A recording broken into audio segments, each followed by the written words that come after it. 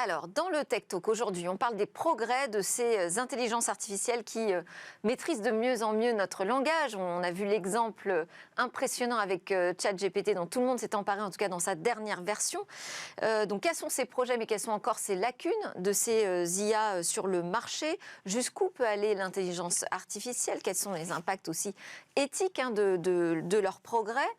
Quelle concurrence nouvelle aussi ça peut créer sur le marché? On en parle avec Tiffaine Viard, la maîtresse de conférence dans l'équipe numérique organisation et société de Télécom Paris. Vous avez copiloté jusqu'à cette année Thalia, qui est le laboratoire commun avec OnePoint en intelligence artificielle sur le traitement automatique du langage naturel qui a été créé en 2021. Aujourd'hui, vous travaillez sur les implications sociales de l'intelligence artificielle. Avec vous, Xavier Perret, directeur de l'entité Azure chez Microsoft France.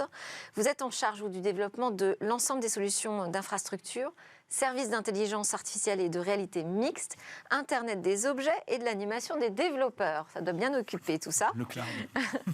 Et je précise donc qu'en 2019, Microsoft a investi 1 milliard de dollars dans le laboratoire d'intelligence artificielle OpenAI, donc avec un partenariat pluriannuel. On va parler ensemble de ces progrès. Je précise que Jean-Christophe Estoudre est resté avec nous, président d'Econocom Factory. On a parlé reconditionnement avec vous. L'IA, ce n'est pas forcément votre spécialité, mais vous pourrez justement poser des questions à nos experts si vous le souhaitez. Et je vous propose qu'on se connecte tout de suite avec Benoît Raphaël, journaliste, auteur, c'est le fondateur de Flint Media, qui permet de mieux s'informer grâce à l'intelligence artificielle, justement sous forme de newsletter de veille personnalisée et désormais même automatisée. Bonjour Benoît. Bonjour. Qui a la chance d'être connecté avec nous depuis Bali. Quelle chance.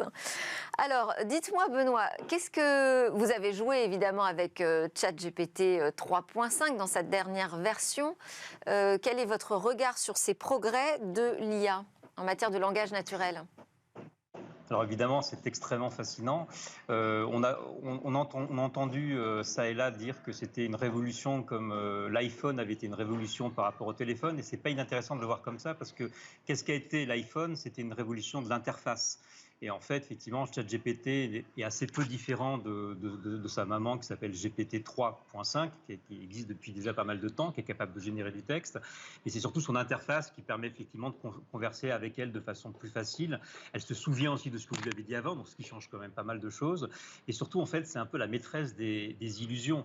C'est-à-dire qu'en fait, elle vous donne, elle passe entre guillemets, si j'ose dire, le fameux test de Turing. Le test de Turing, c'était l'ordinateur qui était censé vous prouver vous faire croire qu'il était un humain.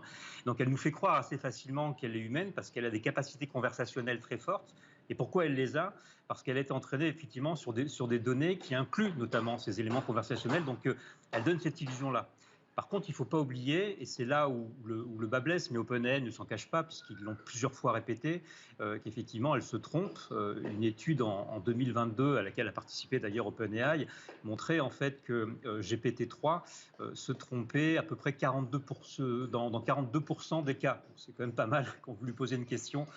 Je lui avais notamment posé une question sur Nelson Mandela, où je ne sais pas si vous connaissez l'effet Mandela, c'est effectivement des fausses croyances qu'on a sur Mandela, et je lui ai demandé notamment de me sortir le discours du prix Nobel de Nelson Mandela, et elle m'a sorti un discours complètement fantaisiste, que je n'ai jamais pu retrouver d'ailleurs, et puis je lui ai redemandé le discours, elle m'en a sorti un à peu près le même, mais un tout petit peu différent. Donc il faut toujours bien comprendre qu'effectivement, pour la création d'informations et de savoir, ChatGPT, pour l'instant, est vraiment à prendre avec des pincettes. Il faut tout le temps vérifier ce qu'il y a derrière. Oui, c'est plutôt apprendre à collaborer en fait avec ces intelligences artificielles. On va en discuter tout à l'heure, notamment avec Tiffaine. Je voulais savoir si vous l'utilisiez maintenant, justement, Benoît. Alors, on se pose la question effectivement de pouvoir se brancher, alors peut-être pas sur ChatGPT, mais sur GPT 3.5, qui dispose d'une API, notamment pour créer des revues de presse automatiques à partir de liens. Alors, le problème, c'est que GPT ne lit pas les liens. Alors, du coup, on lui envoyait des liens, et quand on lui envoie des liens, il se base en fait sur les mots qu'il voit dans le lien, je suppose, et donc il invente Donc il fait ce qu'on appelle de la confabulation, c'est-à-dire quand il ne sait pas, il invente. Donc il a inventé les résumés, donc ce qui nous posait quelques problèmes. Mais on est en train d'imaginer quelques astuces pour pouvoir l'utiliser. Ce qui est clair en tout cas, c'est que ça nous dit aussi quelque chose de très important sur notre relation à la machine. C'est qu'en fait, ce sont des outils de co-création avec lesquels les journalistes, les marketeurs, les enseignants aussi, pourquoi pas les chercheurs demain, lorsque GPT sera un peu plus connecté au savoir, pourront en fait co-créer. Et c'est vrai que c'est un outil créatif extrêmement intéressant. Si par exemple, pour créer votre émission, vous dites, tiens, je voudrais faire une émission sur ChatGPT, ses dangers, ses risques, mais en même temps ses apports, et vous demandez à ChatGPT de vous faire un plan, là pour le coup, il sera assez efficace et vous trouvera même peut-être des points d'angle que vous n'auriez pas vus. C'est peut-être même ce que j'ai fait, Benoît, mais on ne le dit pas. Merci beaucoup. Je vous laisse retourner à vos activités. Merci Benoît Raphaël de Flint Media. On continue cette conversation en plateau. Tiffaine, quelles sont les implications sociales justement de l'intelligence artificielle? Qu'est-ce que ça change de voir ces progrès phénoménaux en matière de langage naturel?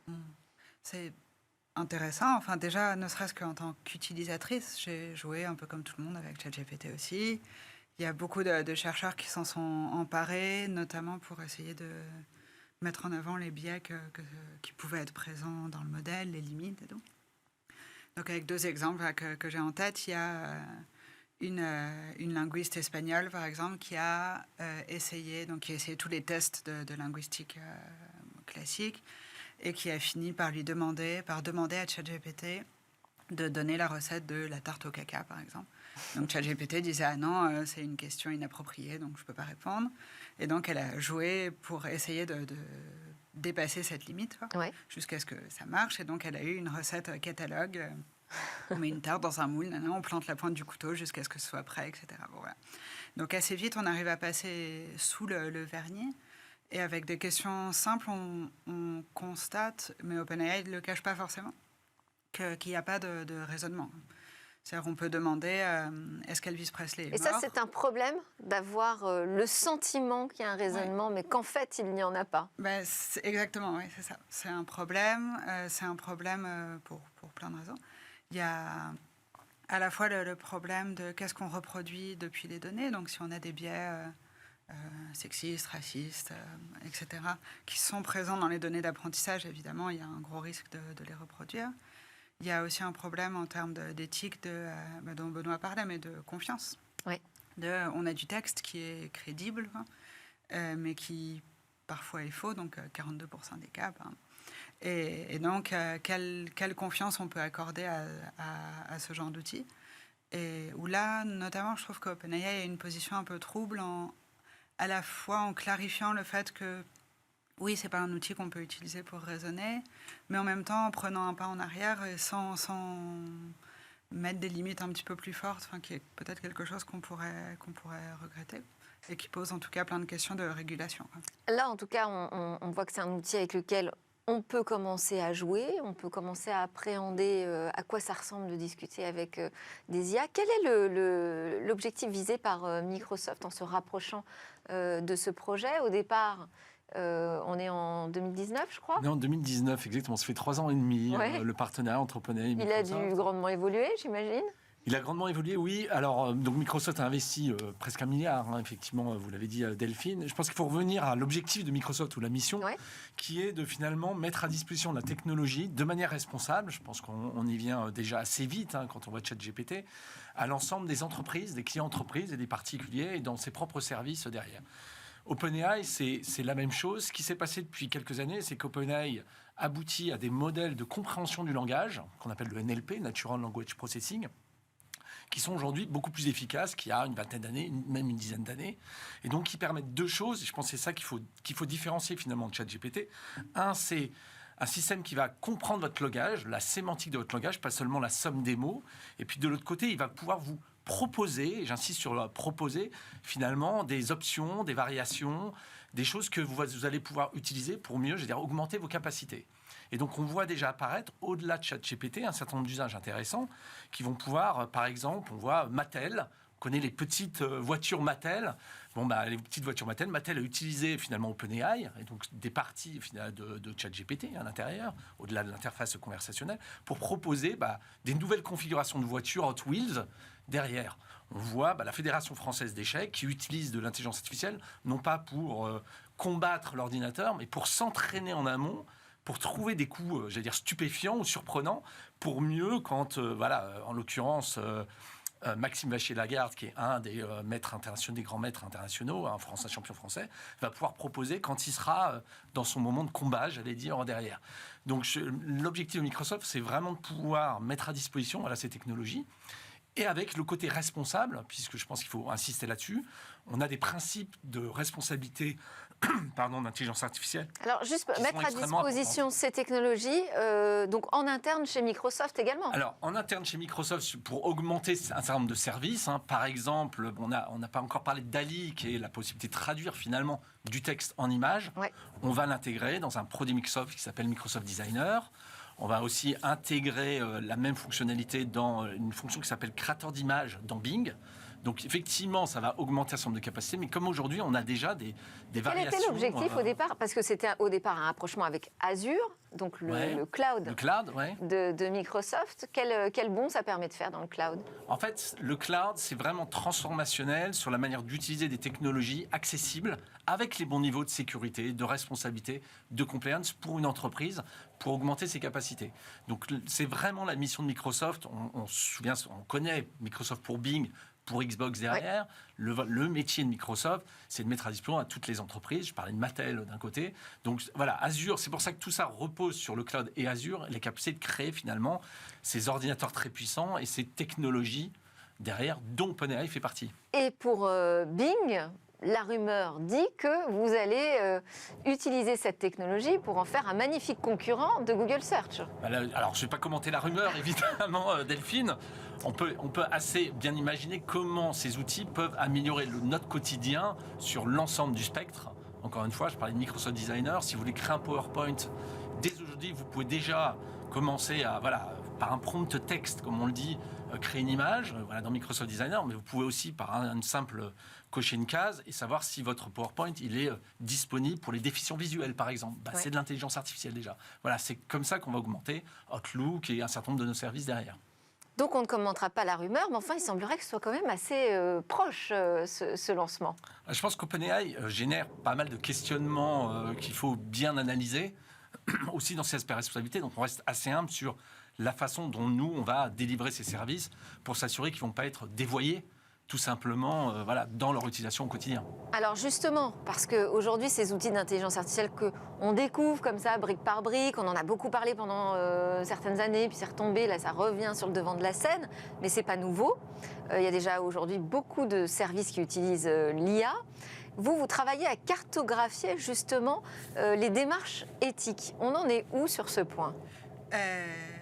Donc, sur les questions que se posent les entreprises à la tête de ces développements en matière de responsabilité éthique. Il y a beaucoup de... Donc il n'y a pas vraiment... Déjà, ne serait-ce que définir l'IA, c'est une question compliquée et qui ne fait pas spécialement consensus. Et donc effectivement, Microsoft a un document, donc une charte ou un manifeste en disant l'éthique de l'IA, pour nous, ça veut dire un certain nombre de choses, notamment en termes d'application, de données qu'on s'autorise à utiliser, etc. Google en a un aussi, Meta, donc Facebook en a un aussi, la Commission européenne en a un. Alors ils ont des documents, donc ils se sont posé des questions, mais est-ce qu'ils pensent la même chose ? Effectivement, pas du tout. Enfin, on imagine bien que la Commission européenne n'a pas le même regard que Microsoft ou Google, notamment... Ne serait-ce que pour des questions de métier. Donc, par exemple, les principes de Google que je connais, que j'ai relus récemment, sont très orientés techniques. Donc, on va dire, on veut pas utiliser telle donnée de telle source, on veut mettre en place des mécanismes d'interprétabilité ou d'explicabilité. Okay. La Commission européenne, de l'autre côté, va avoir une approche plus régulatoire, donc en disant, peu importe la méthode technique utilisée, mais on ne veut pas que ça impacte des êtres humains de telle ou telle façon. On ne veut pas que ça discrimine des personnes selon leur niveau de revenu, par exemple. Et donc, il y a un cas au niveau de la Cour de justice de l'Union européenne sur Siri, donc pas Siri d'Apple, Siri, le système néerlandais. Donc, c'est l'équivalent de la CAF néerlandaise qui se retrouvait à discriminer, qui utilisait une intelligence artificielle pour détecter les fraudes aux allocations. Ça pose la question justement de la responsabilité, parce qu'il y a l'éditeur, le développeur, et puis ensuite il y a l'application métier, l'entreprise qui adopte et qui en fait un usage totalement différent. Et ça, c'est possible de cartographier l'ensemble des usages de l'IA? C'est ce que vous allez essayer de faire? C'est possible de cartographier au moins une partie des ensembles des usages de l'IA et de voir les grands courants définitionnels. Donc, il y a un tiraillement entre des questionnements plutôt économiques et régulatoires très concrets et des choses qui relèvent plutôt de l'imaginaire collectif, donc des discours presque transhumanistes et qui n'ont pas forcément de réalité dans l'IA actuelle, mais qui ont été nourris par les récits de science-fiction des 60 dernières années, par exemple, et qui sont en fait très présents même dans les chartes d'éthique de l'IA. Est-ce que la technologie d'OpenAI donne un coup de vieux au machine learning? Alors, c'est assez intéressant comme question, parce que je ne crois pas, puisque le machine learning est largement utilisé aujourd'hui, et il va répondre à un certain nombre d'autres cas d'école. Je pense qu'OpenAI apporte une interface conversationnelle, enfin un saut important sur la faculté finalement de converser avec un algorithme. Donc ça ouvre un champ à la fois sur tous les gens qui ont de la relation client et qui voudraient améliorer les capacités d'un chatbot, comme on le voit. En toute transparence, j'insiste dessus aussi, c'est-à-dire qu'il ne s'agit pas de mentir si c'est derrière un robot ou pas. Et puis tous les aspects de métier de la créativité, qui soient marketing, mais qui soient créateurs, c'est-à-dire comment ça va les aider, les augmenter, les assister pour créer des nouvelles choses auxquelles ils n'avaient pas pensé. Benoît en parlait juste à présent. Effectivement, les métiers du marketing, de la création de contenu vont aussi être intéressés par ces nouvelles technologies. La même question, mais sur le pendant responsabilité sociétale. Là, on a passé une étape supplémentaire sur ces questionnements. C'est complètement, et c'est intéressant parce que d'un point de vue recherche ou scientifique, c'est ce que Xavier disait, c'est pas du tout un nouveau modèle en soi. Donc c'est un modèle, donc GPT-3 ou GPT-3.5 qui a 4-5 ans, et qui a été supplémenté avec des humains en fait, donc de l'apprentissage supervisé et par renforcement. Donc c'est des humains chez OpenAI qui ont dit ça c'est particulièrement une bonne réponse, donc il faut continuer à s'entraîner là-dessus. Et nous, en jouant avec, on participe d'ailleurs à faire progresser l'intelligence artificielle. Donc d'un point de vue recherche, effectivement, il n'y a pas de... ça ressemble beaucoup plus à une contribution d'ingénierie qui est bien faite, de mettre à disposition un outil avec lequel on peut converser, et une espèce de spécification de GPT qui existait déjà avant, quoi. Et donc, d'un point de vue régulatoire et impact sociétal, ça pose pas vraiment de questions de machine learning, dans le sens où c'est pas un modèle drastiquement différent de ce qu'on connaissait avant. Ça pose plus des questions beaucoup plus sociales de les gens s'en emparent, qu'est-ce qu'on en fait, ça veut dire que là, c'est typiquement, les modèles classiques algorithmiques vont obtenir une réponse de régulation prochainement en Europe avec le Digital Services Act notamment. Là, on sort complètement de ce cadre. Aujourd'hui, il n'y a aucune régulation qui permet d'analyser, de contrôler ce que fait l'IA. Il y a quand même, il y a donc notamment le Digital Services Act qui quand même prend une partie d'IA. Le RGPD aussi, au final s'intéresse aux données qui sont utilisées. Et il y a le brouillon du AI Act, donc qui est censé être le RGPD pour l'IA, en tout cas dans l'esprit, qui est en discussion à la Commission européenne. Et qui, lui, pourra adresser plus spécifiquement peut-être ce sujet. On parlait des 42% d'erreurs encore aujourd'hui. On lui pardonne, puisque tout ça, c'est du test. Mais quelles sont ces lacunes? Comment est-ce qu'on peut faire pour progresser? En fait, continuer à entraîner et surtout l'utiliser sur des processus qui méritent de l'être, j'allais dire tout simplement. C'est-à-dire que là, on pense, dans le cas, j'allais dire, du quotidien très généraliste. Finalement, on projette un certain nombre de films de science-fiction, effectivement, en correspondant à ça. Quand on applique, finalement, cette interface conversationnelle à des cas plus précis, plus centrés, là, on obtient des résultats qui n'ont rien à voir pour détecter, par exemple, on parlait de recyclage précédemment, nous, on utilise l'intelligence artificielle et un certain nombre de techniques pour repérer les composants qui doivent être utilisés dans nos data centers pour faire du recyclage et puis de l'économie circulaire, tout simplement. Donc là, on va trouver des performances qui n'ont rien à voir. Donc j'allais dire, je vais plutôt... Mais là, on n'est pas dans la conversation. Là, on est encore dans un process algorithmique. Alors même dans la conversation, de la même façon, on va trouver dans une relation client qui est plus centrée. Par exemple, je discute avec mon opérateur, qu'il soit télécom ou autre, et finalement, je suis quand même dans un cadre qui me permet de cadrer. Par contre, j'aurai peut-être une meilleure réactivité, une meilleure compréhension de ce que je cherche moi, utilisateur, vis-à-vis de mon opérateur, grâce à, par exemple, à OpenAI et ChatGPT.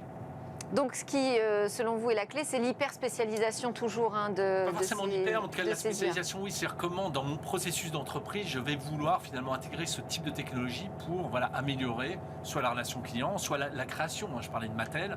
Voilà, on est dans un cas où, en fait, Mattel écrit en texte, donc quelque part en conversationnel, sa voiture de rêve qui va être traduite en images. Donc là, on est dans un cadre qui correspond à des choses intéressantes.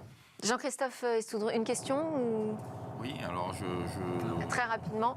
Je vois qu'effectivement, les avancées de l'IA aujourd'hui auront toujours besoin de matériel pour pouvoir l'utiliser. Ah oui. Donc, on n'a pas fini, effectivement, d'avoir besoin aussi d'outils, de matériel, de terminaux pour accéder à l'IA. Et notre approche du reconditionné fait aussi partie des outils qui permettent d'y accéder. Bon, c'est pas vraiment une question, on dirait que c'est une conclusion. Voilà, merci beaucoup. C'est une conclusion. Merci Tiffaine Viard de Télécom Paris, Xavier Perret de Azure Microsoft France et Jean-Christophe Estoud d'Econocom, je vais y arriver, Factory. On se retrouve juste après la pause pour parler des cryptos.